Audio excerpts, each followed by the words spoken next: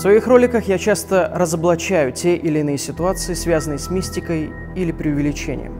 И многие из вас, разумеется, задумывались, а существуют ли истории, которые в итоге оказались реальностью. Существуют. Это новый формат, в котором я не буду разоблачителем, ведь все эти истории реально произошли. Это страшно реально.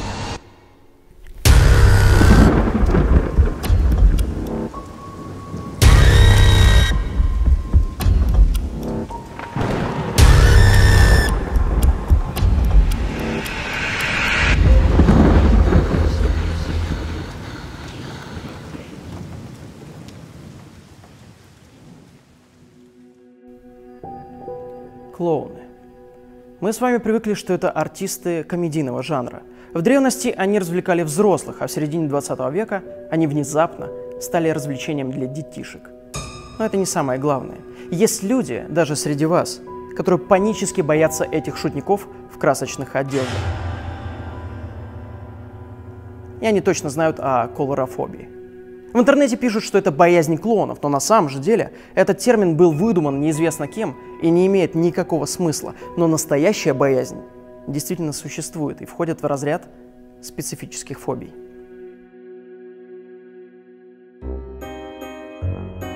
Неудивительно, ведь с нами связано столько невероятных историй. Невероятных и... пугающих. Но почему они так пугают? Не бойся меня.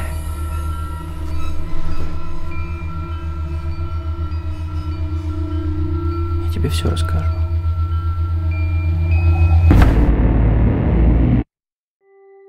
Если мы попробуем перечислить злых клоунов в популярной культуре, кого мы вспомним?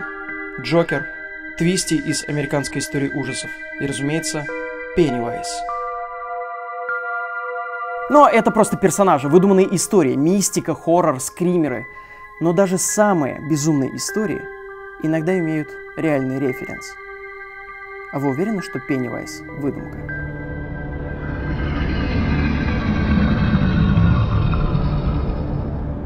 Но не думайте, что клоуны стали такими относительно недавно. На самом деле история злых клоунов довольно стара. Еще в 19 веке Эдгар Аллан По написал рассказ «Хоп Фрог», повествующий о карлике-клоуне, придворном шуте, которого все травили. Но он уловкой заставил своих хозяев переодеться в мохнатые костюмы для маскарада. Затем механизмом поймал их в сети и подвесил над публикой, а потом поджег их.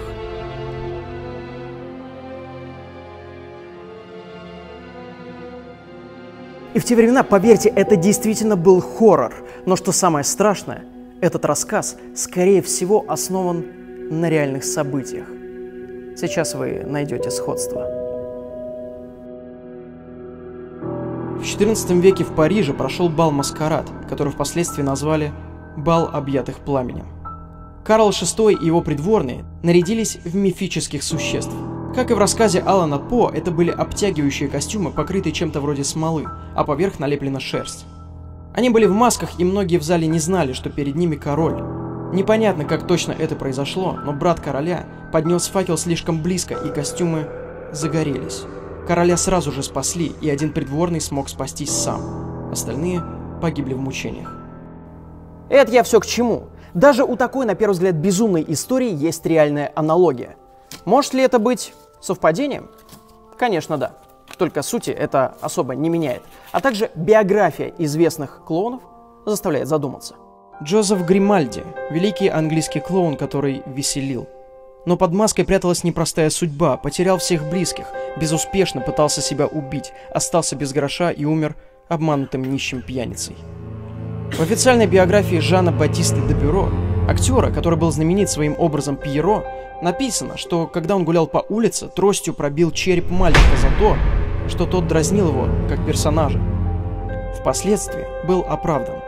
В итальянской опере «Паяцци» 1892 года речь идет о странствующих клоунах, а в конце этой оперы главный комедиант зарезал свою жену. Это был 19 век, и эти случаи показали, что под белой маской кроется нечто совсем иное. Боязнь клоунов часто формируется от того, что мы не понимаем, что кроется под всей этой косметикой. Нам хочется понять эмоцию, но нас обманывают. двусмысленность. Ты не знаешь, что я сейчас выкину? Я маньяк с топором? Или это просто безобидная шутка? Ну а теперь к главному. Судя по названию этого ролика, я буду в основном рассказывать про персонажа романа Стивена Кинга, про того, который детишек убивал. Мне просто нужна была небольшая подводка, чтобы сообщить вам о том, что история Пеннивайза реальна.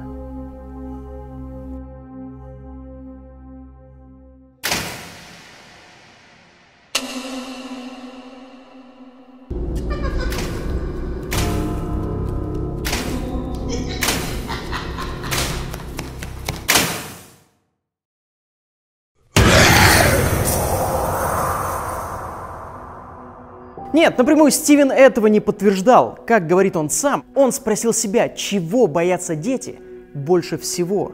И он чувствовал, что это клоуны. Его слова подтверждают исследования Шеффилдского университета. Дети действительно могут бояться клоунов. А еще он писал, что начал думать над рассказом в 1978 году. В этом году во всех газетах страны писали о поимке Джона Уэйна Гейси. И вам повезло, дорогие зрители, если вы о нем не слышали.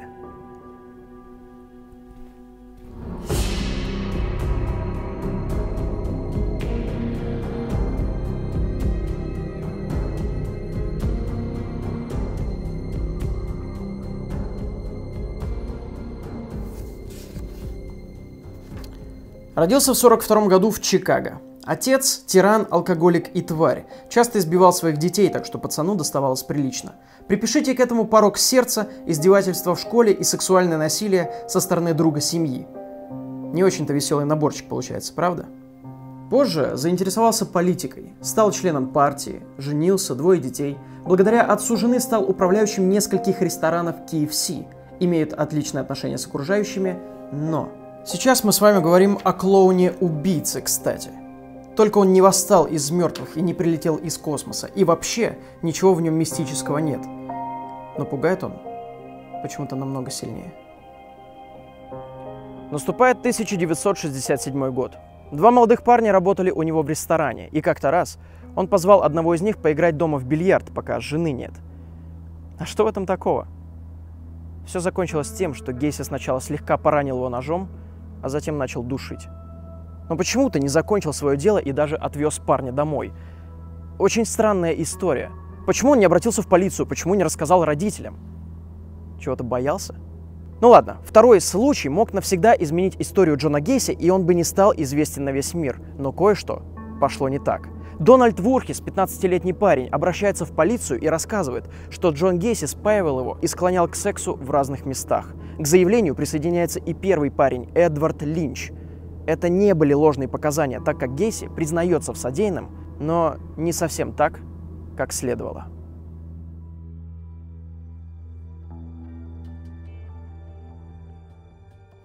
Я не понимаю, в чем проблема. Я платил им за секс. Они всем продавали свое тело. Они просто проститутки, мать твою. Проститутки. Он часто будет использовать это оправдание в дальнейшем, ведь это только начало. Его сажают на 10 лет, но перед этим хотят проверить его психическое состояние. Доктор Гауро написал пациента как льстеца, манипулятора, пытающегося себя обелить. Способен сочинить алиби для любой ситуации, выставляет себя жертвой, действует, не задумываясь о последствиях. В тюрьме он скрывал то, что сидит за растление подростков, а жена разводится с ним, пока тот отбывает срок. И на этом должна закончиться история. Но Гейси ведет себя как паинька. И вот что пошло не так. Условно-досрочно освобожден спустя всего 2 года. Благодаря умелым манипуляциям, я так полагаю. Вероятность того, что его снова арестуют за антиобщественное поведение, крайне мала. После выхода из тюрьмы он каким-то непонятным мне образом вернулся к партийным делам, стал заниматься общественными заботами всякими, купил дом на улице Саммердейл и основал собственный строительный бизнес. Примерно в это время в городе начнут пропадать дети, а полиции будет не за что зацепиться. Объясни мне еще раз, я не понимаю, зачем ему в такое позднее время говорить с 15-летним мальчиком? Еще раз говорю, не волнуйтесь, он хороший парень. Ну вот что самое интересное, он присоединяется к клубу клоунов, которые проводят благотворительные вечеринки и всячески помогают больным детям. Он тоже начинает проводить с ними много времени и даже придумывает своего персонажа. Рот закрой. Я сам расскажу. Я придумал клоуна Пога, чтобы веселить детишек. Сам научился краситься и отыгрывать персонажа. А еще я сказал полицейским, что клоуну даже убийство может сойти с рук.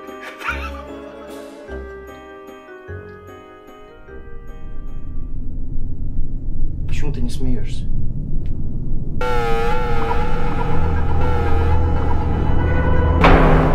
Если у вас в голове не укладывается, как человек, осужденный за совращение мальчиков, может быть допущен к детям, то вот ответ.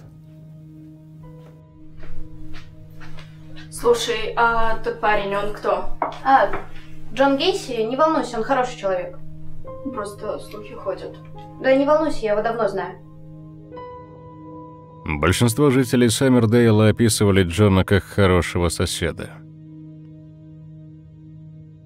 Они были от него в восторге, везде поможет, везде подскажет, образцовый сосед, да еще и со связями и при деньгах. Детишки ему доверяют. Доверие. Родители не против того, что такой человек нанимает только мальчиков к нему на работу. Это даже хорошо, что именно такой. Вы уверены, что вы хорошо знаете своего соседа? А лучшего друга, с которым с детства вместе? Если вы ответили «да», то я бы не был так уверен на вашем месте. Где был? Работал в доме Гейси.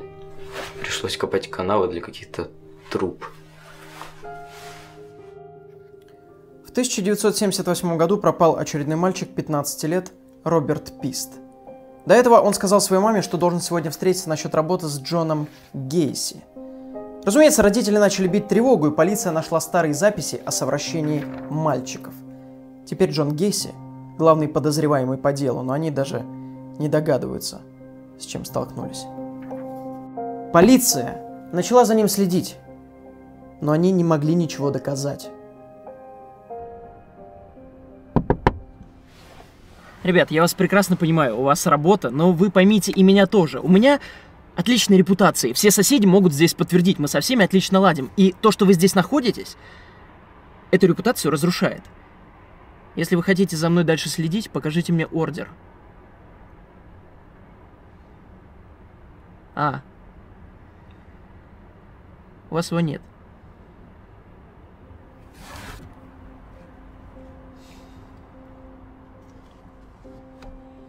Мальчики и раньше жаловались на Гейси, но это же полная глупость, да? У него такие связи. Фотографии с мэром Чикаго или даже с первой леди. Фотография с женой президента сделана за 7 месяцев до того, как тело мальчика было обнаружено. Да и кто вообще в здравом уме будет подозревать такого человека? А вот в этом и проблема.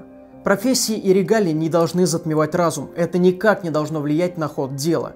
Подозревать нужно совершенно каждого. Если вы играли в настольную игру, где нужно найти убийцу, вы меня понимаете. В общем, тело было сброшено с моста и найдено в реке. Да, Гейси его убил. И не только его. В реке было обнаружено еще 3 тела. Жутко. Полицейские выяснили, что под своим же домом он закопал еще 29 тел. Все они принадлежали мальчикам от 15 до 23 лет. Он заманивал их домой, иногда использовав полицейский значок, чтобы вводить в заблуждение жертв. Насиловал, пытал, душил и закапывал под своим же домом. А когда место для захоронения кончилось, он стал выкидывать тела в реку.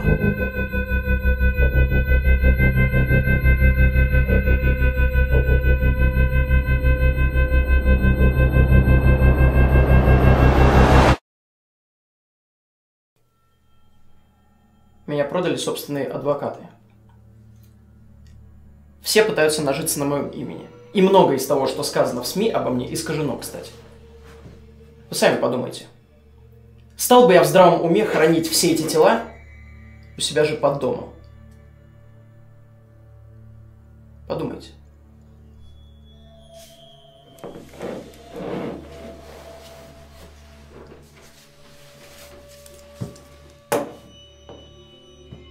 Я не хочу рассказывать, что именно он с ними делал, но читать это довольно страшно. Могу лишь рассказать интересный эпизод. Он ведь неспроста клоун. Часто на настоящих вечеринках, где он работал клоуном, он развлекал детей, используя наручники. Показывал им так называемый фокус, но самое страшное тут то, что он использовал этот элемент игры даже при убийствах. Он заманивал жертву, брал наручники и говорил: «Хочешь фокус? Смотри».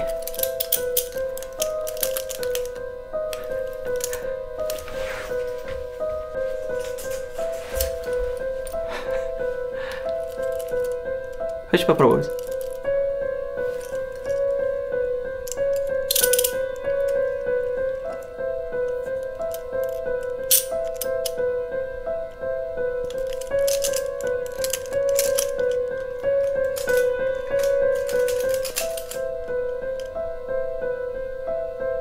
Фокус в том, что у тебя должен быть ключ.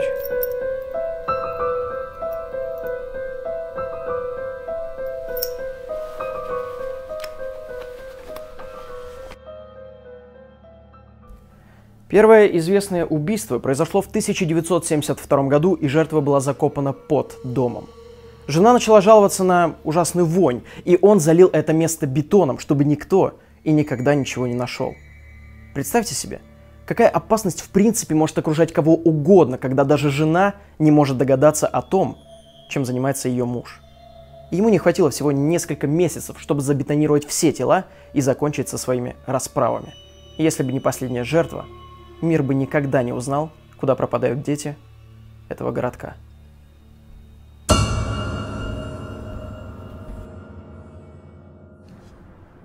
Ребят, я не понимаю, почему вы именно за мной следите. Я клоун по профессии, у меня разрешение есть. Хожу по больничкам там, развлекаю детишек. Вы, ребят, не затем охотитесь.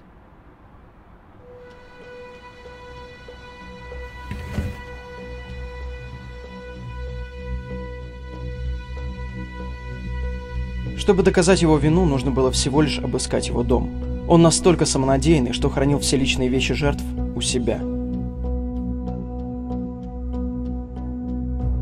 У половины из них были водительские права, и их он тоже хранил, коллекционировал.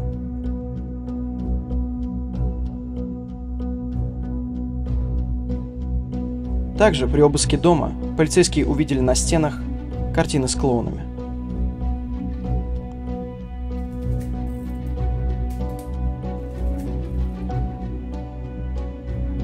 Когда его поймали, Гейси был признан вменяемым и должен предстать перед судом.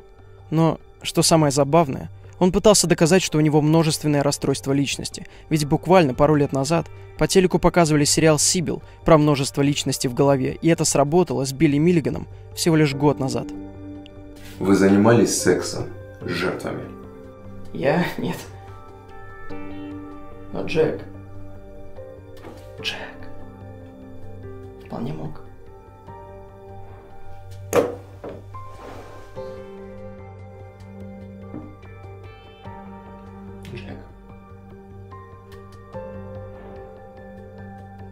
Джек — это ваша вторая личность?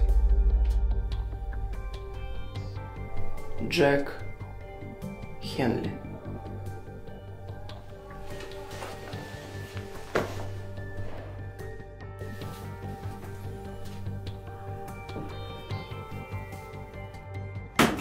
Но в этот раз правосудие поступило правильно и не отреагировало на провокацию со стороны Гейси и его адвокатов.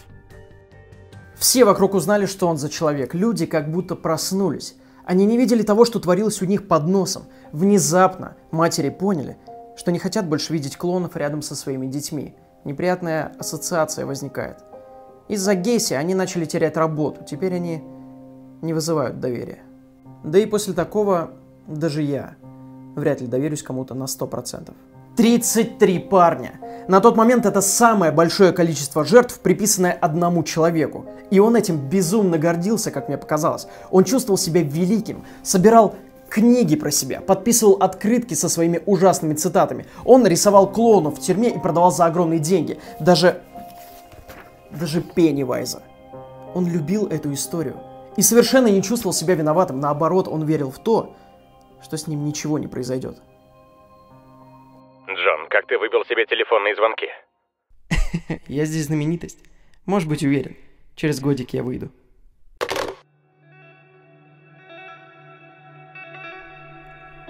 Его прогнозы не сбылись. Когда все тела были найдены, Гейси был приговорен к смертной казни. Только он со своими адвокатами так яростно пытался обжаловать приговор, что он был исполнен только через 14 лет. Он стал реальной звездой. У него была отдельная камера, свой телефон. Встречался со своими фанатами, а про картины я уже говорил. Их покупали бизнесмены, чтобы перепродать и пожертвовать эти деньги жертвам. Кто-то покупал в личную коллекцию, а кто-то сразу сжигал. За все время появилось немало фильмов, повествующих именно о Джоне. Например, «Поймать убийцу» или «Гейси». А также огромная куча отсылок в популярной культуре. Взять, к примеру, «Сверхъестественное», «Американскую историю ужасов», «Саус Парк» и так далее. Мир уже никогда его не забудет. Если бы он не смог сманипулировать всеми вокруг, то его бы не выпустили досрочно, и эти 33 парня были бы живы. Ужасное проявление эффекта бабочки. Чтобы вы понимали, по прогнозам полиции, у него была сексуальная связь с около сотней детей разных возрастов.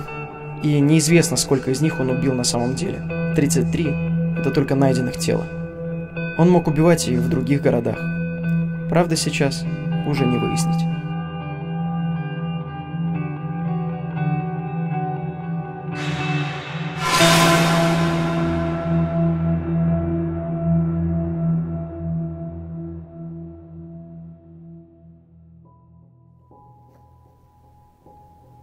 В интернете часто пишут, что именно Джон Гейси стал отправной точкой в написании образа Пеннивайза. Кто знает, может, это и правда.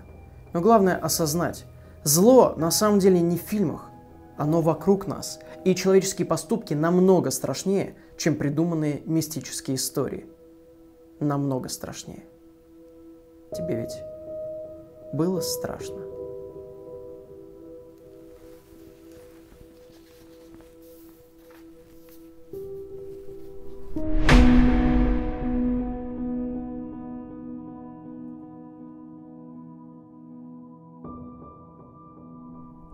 Дорогая мама и все мои родные, прошу вас простить меня за то, что я хочу вам рассказать. Долгое время я был очень болен, и физически, и душевно. Если бы мне только помогли раньше. Сможет ли Господь простить меня?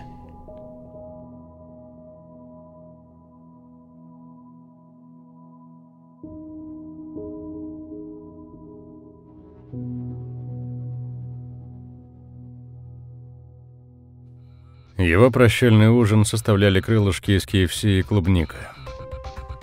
Несмотря на многочисленные запросы о покупке этого дома, он был снесен, и местоположению был выдан другой адрес. До сих пор не опознано еще 6 жертв. Расследование продолжается.